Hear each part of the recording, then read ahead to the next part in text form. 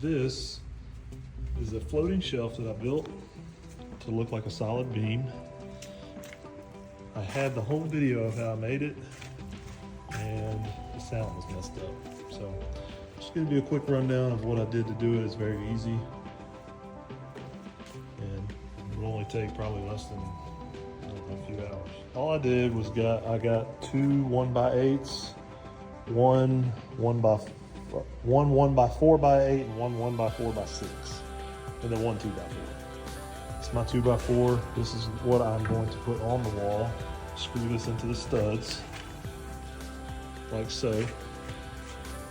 And I ripped it. I took about 2 inches off of it, I think, so I could fit it inside of this here hole, and that's how it'll fit on the wall. So this part screws into the wall, and I slip the shelf onto the board and screw it in tight. Obviously, you don't have to rip your 2x4 if you wanted a thicker shelf. My wife wanted the front of the shelf to look like a solid board and not see any seam.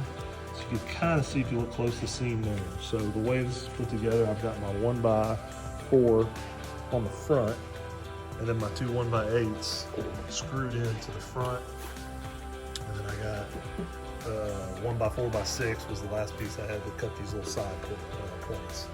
So all you're going to need to do is, you don't have to use pocket screws. You can nail it, you can just drill holes and screw it, but I like using pocket screws. It's a lot easier. As you can see, I put screw holes on the front, thinking I was going to attach with this board on top of that board, but that's not what we do. So all you're going to need is one of these awesome tools here, Kreg jig. Get your board, you put it in here, latch it down. It comes with this here bit. You set it to the thickness of your board. So these are 1x8's, 3/4 inch thick. So you set it to 3/4.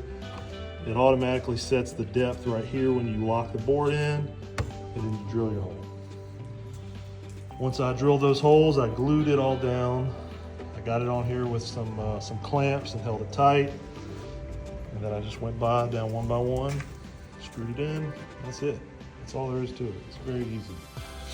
On the ends here, I just nailed these with my nail gun. You can't even see the holes. I went back over it with some wood putty, sanded it down real good.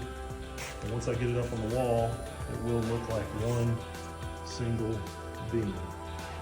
Now, I haven't decided if I'm gonna do it yet. It really depends on what my wife wants to do, but what you can do is get you a hammer and kind of beat on it a little bit, take some chunks out of it, and really make it look like an actual piece of wood, a giant beam. You know, if you look at the beams on the side of your house, so there's always gonna be like some imperfections, you know. It being so perfect doesn't look like a true beam. So you might do a little beating up on it just to make it look more rustic.